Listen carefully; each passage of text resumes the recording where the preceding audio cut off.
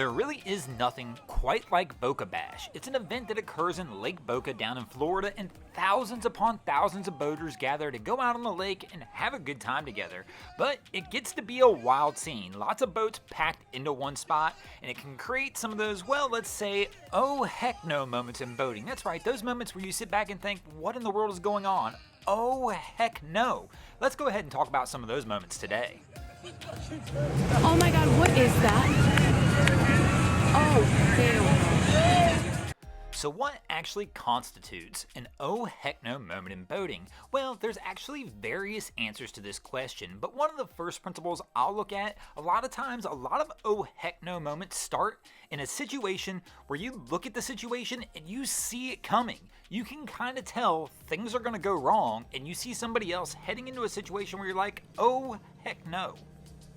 Now, one of the beautiful parts about oh heck no situations like that is that typically means people actually get a chance to pull the camera out and we get to watch the incident unfold. Because in that situation, you can see it coming. You see somebody heading toward an object and you're like, you know what? My man's just not quite gonna make that. Now, I know what you're probably thinking at this point. You got a few things running through your head. The first one is, how come the boater doesn't see this? Well, that might rely back to that old adage of sometimes you can see things better from a secondary perspective or from a distance. The next one is, well, how come you didn't warn the boater? And I see that one all the time. All the keyboard warriors online, wow, somebody pulled the camera out and didn't let them know. Well, just because you see something coming doesn't always mean it's 100% sure going to happen. And we see it plenty of times still though too, where people do warn people about things that are going to happen. Sometimes it's really obvious, and just because you warn them, they just don't care. They'll look at you like, what are you talking about, bro? I got this. Now don't get me wrong, not every situation that's an oh heck no situation is one of those situations that's just 100% obvious. Sometimes you have no clue why this situation was instigated, but it still can be one of those moments where you just look back and say, oh heck no. But not every situation's like that.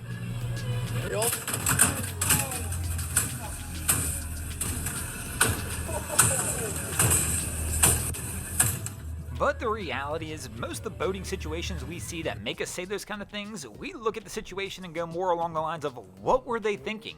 What in the world motivated somebody to think that that was a good idea? Like, let's try and clear the low bridge. And even this one right here, we knew our man wasn't going to make it. Now this one's probably more of a different kind of situation. I'm guessing that somebody here just lost their anchor, wasn't paying attention, or something went wrong.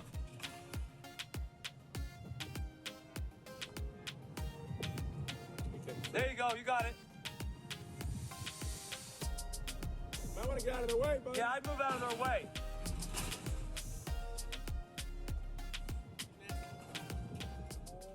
But also, not every situation is exactly as it looks. So right here, you just think somebody got into a little bit of trouble, a little bit of mischief, things went wrong. But when I see this right here, this almost makes me wonder if this sailboat wasn't stolen and somebody wound up leaving it sitting here on the sandbar at the end. In other situations, man, like we said, what are you thinking, bro? Sometimes to fully understand an oh heck no moment, you have to have the full story behind the situation, like right here. For example, this just looks like somebody salvaging a derelict vessel, but that's not actually the case. Somebody was actually living on board this vessel and they repossessed it, but had no choice but to salvage it after the fact, because this was the conditions they found the person living in when they were staying on the vessel. Then other times, you don't need the full story to understand that it's a no heck no moment. You just need to know that somebody went out there and did something they weren't supposed to do. And also need to know that this truck right here, you're probably going to find it on Facebook Marketplace sometime in the next month, letting people know, hey, we've got a mint condition SUV here, we know what we got, no lowball offers. But thanks for watching, guys. I hope you enjoyed this week's episode of Boneheaded Boaters of the Week. If you're ever out on your waterways and you see an oh heck no moment, go ahead and hit me up on Facebook or Instagram and let me know when you might see your stories over here. Just like Adam Coolidge, Alex Frang, Carol Jerry, Bryce Arts, Miriam375, Christian Daler, Something About Mary, Todd DeWitts, Ryan Sparisi, David Klein, Jeff Wax, and Nick Carter did this week. And if you guys haven't already, go ahead and drop an anchor on the subscribe button here. If not, we're coming to steal your drain plug.